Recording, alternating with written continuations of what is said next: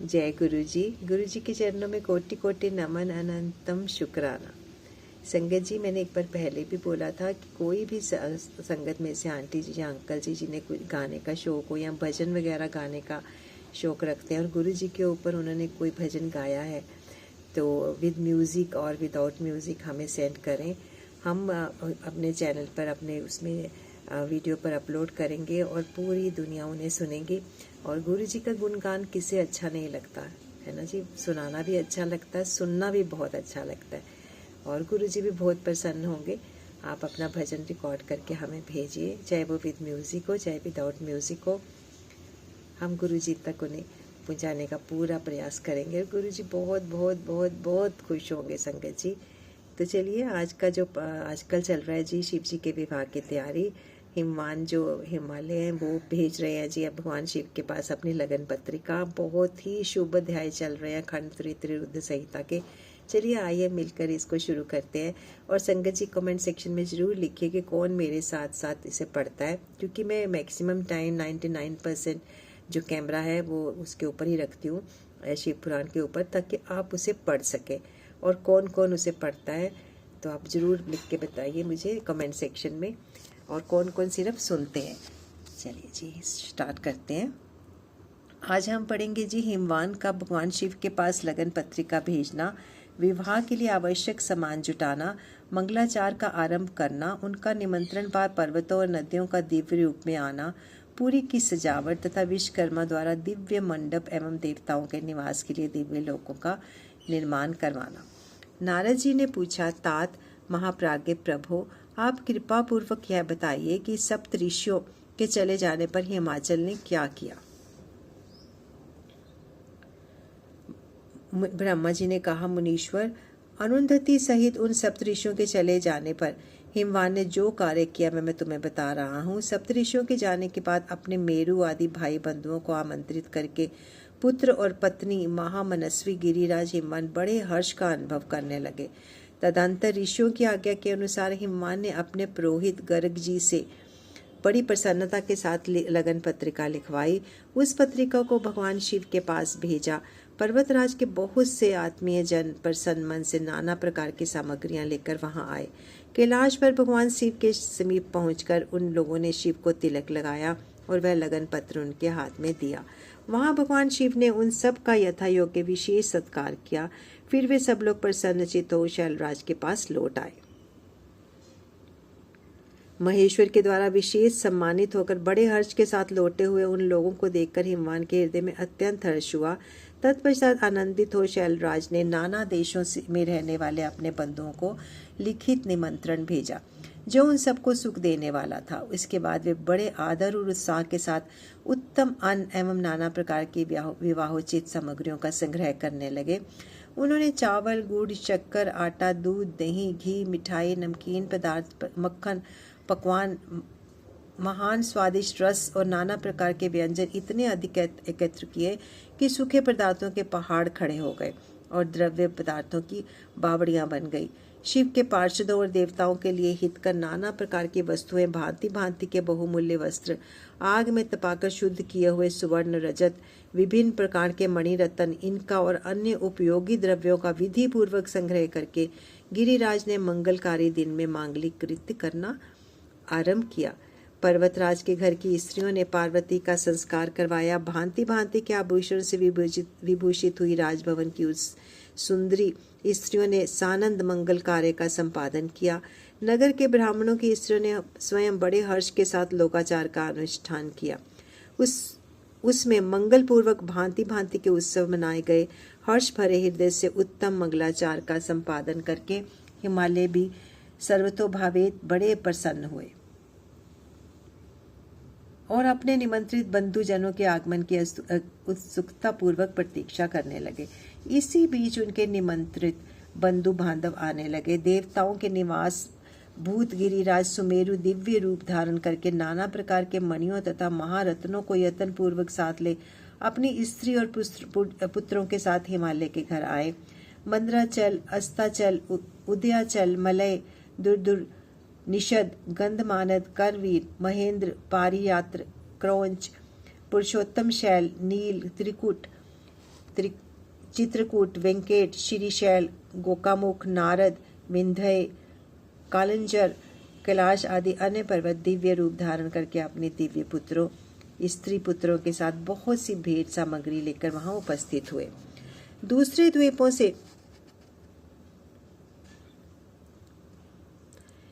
द्वीपों में तथा यहाँ भी जो पर्वत है वे सब हिमालय के घर पधारे।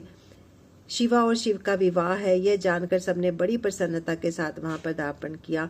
सोनभद्र आदि नद और संपूर्ण नदियां दिव्य नर नारियों के रूप धारण कर नाना प्रकार के अलंकारों से अलंकृत हो शिव पार्वती का विवाह देखने के लिए आए। गोदावरी, यमुना, सरस्वती, वेणी, गंगा, नर्मदा तथा अन्य श्रेष्ठ सरिताएं बड़ी प्रसन्नता के साथ हिमवान के यहाँ आई। उन सब के आने से हिमालय की दिव्यपुरी सब ओर से भर गई। वह सब प्रकार की शोभाओं से संपन्न थी। वहां बड़े बड़े उत्सव हो रहे थे। ध्वजा पताकाएं फहरा रही थी। वंदनवारों से उनकी अधिक शोभा होती थी। चारों ओर चंद्रोवे तने होने से वहां सूर्य का दर्शन नहीं होता था। भांति भांति की नीली, पीली आदि प्रभा उस पुरी की शोभा बढ़ाती थी। हिमालय ने भी बड़ी प्रसन्नता के साथ अपने यहाँ पधारे हुए सभी स्त्री पुरुषों का यथा योग्य आदर सत्कार किया और सबको अलग अलग सुंदर स्थानों में ठहराया। अनेक उपयुक्त सामग्री देकर सबको पूर्ण संतुष्ट किया। मुनि श्रेष्ठ तदंतर शैलराज हिमवान ने प्रसन्न हो महान उत्सव से परिपूर्ण अपने नगर को विचित्र रीति से सजाना आरंभ किया। सड़कों को झाड़ बुहार कर उन पर छिड़काव कराया। उन्हें बहुमूल्य साधनों से सुसज्जित एवं शोभित किया। प्रत्येक घर के दरवाजे पर केले आदि मांगलिक वृक्ष लगवाए और उन्हें मांगलिक द्रव्यों से संयुक्त किया। आंगन को केले के खम्भों से सजाया। रेशम की डोरों में आम के पल्लव बांधकर वंदनवारें बनवाई और उन खम्भों के चारों ओर लगवा दिया। मालती के फूलों की मालाएं उस आंगन के सब ओर लटका दी गई। सुंदर तोरणों से वह आंगन का भाग अत्यंत प्रकाशमान जान पड़ता था। चारों दिशाओं में मंगल सूचक शुभ द्रव्य रखे गए थे जो इस प्रांगण की शोभा बढ़ा रहे थे। इसी प्रकार अत्यंत प्रसन्नता से भरे हुए गिरिराज हिमवान ने महान प्रभावशाली गर्ग मुनि को आगे करके अपनी पुत्री के लिए प्रस्तुत करने योग्य सारा उत्तम मंगल कार्य संपन्न किया। उन्होंने विश्वकर्मा को बुलाकर आदर पूर्वक एक मंडप बनवाया जिसका विस्तार बहुत अधिक था। वेदी आदि के कारण वह मंडप बहुत मनोहर जान पड़ता था। देव ऋषि वह मंडप कई योजन विस्तृत था। अनेक शुभ लक्षणों से युक्त तथा नाना प्रकार के आश्चर्यों से परिपूर्ण था। वहां स्थावर और जंगम सभी वस्तुएं कृत्रिम बनी थी परंतु असली वस्तुओं के समान प्रतीत होती थी। उनमें उस मंडप की मनोहरता बढ़ गई थी। वहां सब और ऐसी अद्भुत वस्तुएं थी जो उस मंडप का सर्वस्व जान पड़ती थी। नाना प्रकार की निराली वस्तुओं का चमत्कार वहां छा रहा था। वहां की स्थावर वस्तुओं से जंगम और जंगम वस्तुओं से स्थावर पराजित हो रहे थे, अर्थात वे एक दूसरे से बढ़कर शोभाशाली चमत्कारपूर्ण दिखाई देते थे। उस मंडप की स्थल भूमि जल से पराजित हो रही थी, अर्थात चतुर से चतुर मनुष्य भी वहां नहीं जान पाते थे कि इसमें कहाँ जल है और कहाँ स्थल। कहीं कृत्रिम सिंह बने हुए थे और कहीं सारसों की पंक्तियां कहीं बनावटी मोर थे तो अपनी सुंदरता से मन को मोह लेते थे। कहीं कृत्रिम स्त्रियां थी तो पुरुषों के साथ नृत्य करती हुई देखी जाती थी। वे कृत्रिम होने के पर भी सब लोगों की ओर देखती और उनके मन को मोह में डाल देती थी। उसी विधि से मनोहर द्वारपाल बने हुए थे जो स्थावर होने पर भी जंगमों के स्थान जान पड़ते थे। वे अपने हाथों से धनुष उठाकर उन्हें खींचते देखे जाते थे। द्वार पर कृत्रिम महालक्ष्मी खड़ी थी जिनकी रचना अद्भुत थी। वह समस्त शुभ लक्षणों से संयुक्त दिखाई देती थी। उन्हें देखकर ऐसा जान पड़ता था मानो क्षीर सागर से साक्षात लक्ष्मी ही आ गई हों। उस मंडप में स्थान स्थान पर सजे सजाए कृत्रिम हाथी खड़े किए गए थे जो असली हाथियों के समान ही प्रतीत होते थे। घुड़सवारों सहित घोड़े और हाथी सवारों सहित हाथी बनाए गए थे। जहां तहां रथियों सहित रथ बने थे जो कृत्रिम अश्वों से भी खींचे जाते थे। उन्हें देखकर लोगों को बड़ा आश्चर्य होता था। इनके सिवाय दूसरे कृत्रिम वाहन भी वहां खड़े थे। पैदल सिपाहियों की कृत्रिम सेना भी वहां मौजूद थी। मुने प्रसन्न चित्त वाले विश्वकर्मा ने देवताओं और मुनियों को में डालने के लिए वहां ऐसी अद्भुत रचनाएं की थी। मंडप के सबसे बड़े फाटक पर कृत्रिम नंदी खड़ा था, जो शुद्ध स्फटिक मणि के समान उज्जवल कांति से सुशोभित होता था। भगवान शिव के वहां नंदी की जैसी आकृति है, ठीक वैसा ही वह भी था। उस कृत्रिम नंदी के ऊपर रतन विभूषित महादिव्य पुष्पक शोभा पाता था, जो पल्लवों और तथा श्वेत चामरों से सजाया गया था। उसमें वाम पार्श्व में 2 कृत्रिम हाथी खड़े थे, जिनका रंग विशुद्ध केसर के समान था। वे 4 दांत वाले बनाए गए थे और 60 वर्ष के पाठों के समान दिखते थे। वे परस्पर स्नेह करते से प्रतीत होते थे। उनमें बड़ी चमक थी। इसी प्रकार सूर्य के समान अत्यंत प्रकाशमान 2 दिव्य अश्व भी विश्वकर्मा ने बनाए थे, जो चमर से अलंकृत और दिव्य आभूषणों से विभूषित थे। श्रेष्ठ रत्नमय आभूषणों से संपन्न कवचधारी लोकपाल तथा संपूर्ण देवता भी वहां विश्वकर्मा द्वारा रचे गए थे, जो ठीक उन्हीं लोकपालों और देवताओं से मिलते जुलते थे। इसी तरह भृगु आदि समस्त तपोधन ऋषि, न्याय उपदेवता और सिद्ध भी उनके द्वारा वहां निर्मित हुए थे। गरुण आदि समस्त पार्षदों से युक्त भगवान विष्णु का कृत्रिम विग्रह भी विश्वकर्मा ने बनाया था, जिसका स्वरूप साक्षात श्री हरि के समान ही आश्चर्यजनक था। नारद उसी प्रकार पुत्रों, वेदों और सिद्धों से घिरे हुए मुझ ब्रह्मा की प्रतिमा वहां बनाई गई थी, जो मेरे समान ही वैदिक सूत्रों का पाठ कर रही थी। एरावत हाथी पर चढ़े हुए देवराज इंद्र भी वहां दल बल के साथ खड़े थे। वे भी कृत्रिम ही बनाए गए थे और परिपूर्ण चंद्रमा के समान प्रकाशित होते थे। देवऋषि, बहुत कहने से क्या लाभ। हिमाचल से प्रेरित हुए विश्वकर्मा ने वहां शीघ्र ही संपूर्ण देव समाज के कृत्रिम विग्रहों का निर्माण कर लिया था। इस प्रकार उन्होंने दिव्य मंडप की रचना की थी। वह मंडप अनेक आश्चर्यों से युक्त, महान तथा देवताओं को मोह लेने वाला था। तदंतर गिरिराज हिमवान की आज्ञा से परम बुद्धिमान विश्वकर्मा ने देवता आदि के निवास के लिए उनके कृत्रिम लोकों का भी यत्न पूर्वक निर्माण किया। उन्हीं लोकों में उन्होंने उन देवताओं के लिए अत्यंत तेजस्वी, परम अद्भुत और सुखदायक बड़े बड़े दिव्य मंचों की रचना की। इसी तरह उन्होंने मुझ स्वयंभू ब्रह्मा के निवास के लिए क्षण भर में अद्भुत सत्य लोक की रचना कर डाली, जो उत्तम दीप्ति से उद्दीप्त हो रहा था। साथ ही भगवान विष्णु के लिए भी क्षण भर में उन्होंने दिव्य वैकुंठ धाम का निर्माण कर दिया, जो परम उज्जवल तथा नाना प्रकार के आश्चर्यों से परिपूर्ण था। इसी तरह विश्वकर्मा ने देवराज इंद्र के लिए भी दिव्य, अद्भुत, उत्तम एवं समस्त ऐश्वर्यों से संपन्न ग्रह की रचना की। अन्य लोकपालों के लिए भी उन्होंने बहुत प्रसन्नता पूर्वक बड़े सुंदर, दिव्य, अद्भुत एवं बड़े बड़े भवन बनाए। फिर क्रमशः समस्त देवताओं के लिए भी उन्होंने क्रमशः विचित्र ग्रहों का निर्माण किया। परम बुद्धिमान विश्वकर्मा, जो भगवान शंकर का महान वर प्राप्त था, इसलिए उन्होंने शिव के संतोष के लिए क्षण भर में इन सब वस्तुओं की रचना कर डाली। तदंतर इसी प्रकार भगवान शंकर के लिए उन्होंने एक शोभाशाली ग्रह का निर्माण किया, जो शिव के चिन्ह से युक्त तथा शिव लोकवर्ती दिव्य भवन के समान ही अनुपम था। श्रेष्ठ देवताओं ने उसकी भूरी भूरी प्रशंसा की। वह परम उज्जवल, महान प्रभा पुंज से उदासित, उत्तम और अद्भुत था। विश्वकर्मा ने भगवान शिव की प्रसन्नता के लिए वहां ऐसी अद्भुत रचना की थी, जो परम उज्जवल होने के साथ साथ साक्षात महादेव जी को भी आश्चर्य में डालने वाली थी। इस प्रकार वह सारा लौकिक व्यवहार करके हिमाचल बड़ी प्रसन्नता के साथ भगवान शंभु के शुभागमन की प्रतीक्षा करने लगे। देवऋषि, हिमालय का यह सारा आनंददायक वृतांत मैंने तुमसे क्या सुनाया, अब और क्या सुनना चाहते हो। अध्याय 37 और 38 की समाप्ति। संगत जी, अब हम शुरू करते हैं जी अध्याय 39।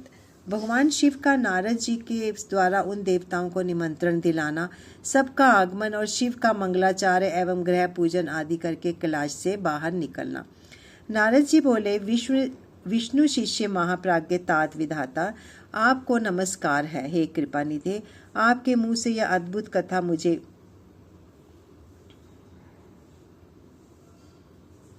सुनने को मिली है। अब मैं भगवान चंद्रमौली के परम मंगलमय तथा समस्त पाप राशि के विनाशक वैवाहिक चरित्र को सुनना चाहता हूँ। मंगल पत्रिका पाकर महादेव जी ने क्या किया, परमात्मा शंकर की वह दिव्य कथा सुनाइए। ब्रह्मा जी ने कहा, बेटा तुम बड़े बुद्धिमान हो, भगवान शंकर के उत्तम यश को सुनो।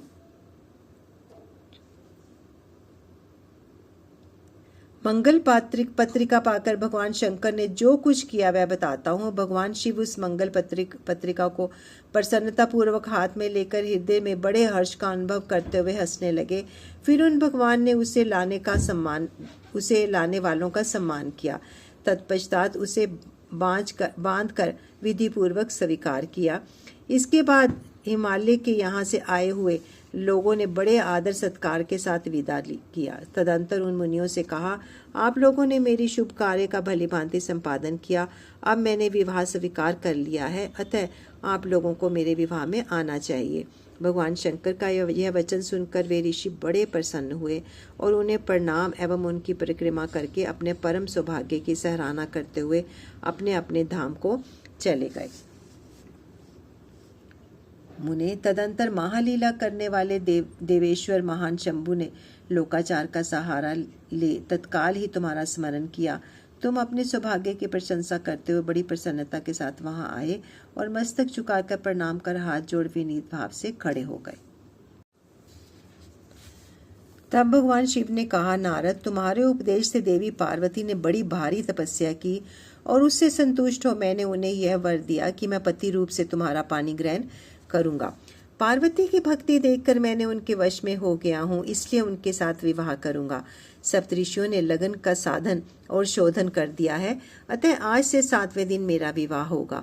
उस अवसर पर लौकिक रीति का आश्चर्य लेकर मैं महान उत्सव करूंगा। मुने, तुम विष्णु आदि सब देवताओं, मुनियों और सिद्धों तथा अन्य लोगों को भी मेरी ओर से निमंत्रित करो। सब लोग मेरे शासन की गुरुता को समझकर प्रसन्नता और उत्साह के साथ सब प्रकार से सज धज कर स्त्री पुरुष पुत्रों को साथ लिए यहाँ आए। ब्रह्मा जी कहते हैं, मुने, भगवान शंकर की इस आज्ञा को शिरोधार्य करके तुमने शीघ्र ही सर्वत्र जाकर उन सबको निमंत्रण दे दिया। तत्पश्चात शंभु के पास आकर उनकी आज्ञा के अनुसार तुम वहीं ठहर गए। भगवान शिव भी उन सब देवताओं के आगमन की उत्कंठा पूर्वक प्रतीक्षा करते हुए अपने गणों के साथ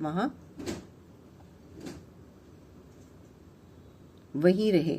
उनके सभी गण संपूर्ण दिशाओं में नाचते हुए वहां बड़ा भारी उत्सव मना रहे थे। इसी बीच भगवान विष्णु सुंदर वेश धारण किए अपनी पत्नी और दल बल के साथ शीघ्र ही कैलाश पर्वत आए और भक्ति भाव से भगवान शिव को प्रणाम करके उनकी आज्ञा पाकर प्रसन्नता पूर्वक उत्तम स्थान में ठहर गए। इसी प्रकार मैं अपने गणों के साथ स्वतंत्रता पूर्वक शीघ्र ही कैलाश गया और भगवान शंभु को प्रणाम करके अपने सेवकों सहित सानंद वहां ठहरा। तदंतर इंद्र आदि लोकपाल उनकी स्त्रियां आवश्यक सामान के साथ खूब सज धज कर वहां आई। वे सबके साथ उत्सव मना रहे थे। तत्पश्चात मुनि, नाग, सिद्ध, उपदेवता तथा अन्य लोग भी निमंत्रित हो उत्सव मनाते हुए वहां आए। इस प्रकार महेश्वर ने वहां आए हुए सब देवता आदि का पृथक पृथक सहर्ष स्वागत सत्कार किया। फिर तो कैलाश पर्वत पर बड़ा अद्भुत और महान उत्सव होने लगा। देवगांगनाओं ने उस अवसर पर यथा योग्य नृत्य आदि किया। विष्णु आदि जो देवता भगवान शंभु की वैवाहिक यात्रा संपन्न कराने के लिए इस समय वहां आए थे, वे सब यथास्थान ठहर गए। भगवान शिव की आज्ञा पाकर सब लोग उनके प्रत्येक कार्य को अपना ही कार्य समझकर नियंत्रित रूप से करने लगे और इसे शिव की सेवा मानने लगे। इस प्रकार सातों मार्तकाएं वहां बड़ी प्रसन्नता के साथ शिव को यथा योग्य आभूषण पहनाने लगी। मुनि श्रेष्ठ परमेश्वर भगवान शिव का जो स्वाभाविक भेष था वही उनकी इच्छा से उनके लिए आभूषण की सामग्री बन गया। उस समय चंद्रमा उनके मुकुट के स्थान पर जा विराजे। उनका जो सुंदर ललाटवर्ती तीसरा नेत्र था वही शुभ तिलक बन गया। मुने, कानों के आभूषणों के रूप में जो सर्प बताए गए थे वे नाना प्रकार के रत्नों से युक्त 2 कुंडल में बन गए। अन्याय अंगों में स्थित सर्प उन अंगों के अति रमणीय नाना रत्नमय आभूषण हो गए। उनके शरीर में जो भस्म लगा हुआ था वही चंदन आदि का अंगराग बन गया और उनके जो गज, चर्म आदि परिधान थे वे सुंदर दिव्य दुकूल बन गए। इस प्रकार उनका रूप इतना सुंदर हो गया कि उनका वर्णन करना कठिन है। वे साक्षात ईश्वर तो थे ही, उन्होंने पूरा ऐश्वर्य प्राप्त हो गया। तदंतर समस्त देवता, यक्ष, दानव, नाग, पक्षी, अप्सरा और महेश्वरीगण मिलकर भगवान शिव के समीप गए और महान उत्सव मनाते हुए प्रसन्नता पूर्वक उनसे बोले, हे महादेव महेश्वर, अब आप महादेवी गिरजा को ब्याह लाने के लिए हम लोगों के साथ चलिए, हम पर कृपा कीजिए। तत्पश्चात विज्ञान से प्रसन्न हृदय वाले भगवान विष्णु ने भगवान शंकर को भक्ति भाव से प्रणाम करके उपयुक्त प्रस्ताव के अनुरूप ही बात कही। और भगवान विष्णु बोले, शरणागत वत्सल देव महादेव प्रभो, आप अपने भक्तजनों का कार्य सिद्ध करने वाले हैं, अतः मेरा एक निवेदन सुनिए। कल्याणकारी शंभु, आप गृह सूत्रोक्त विधि के अनुसार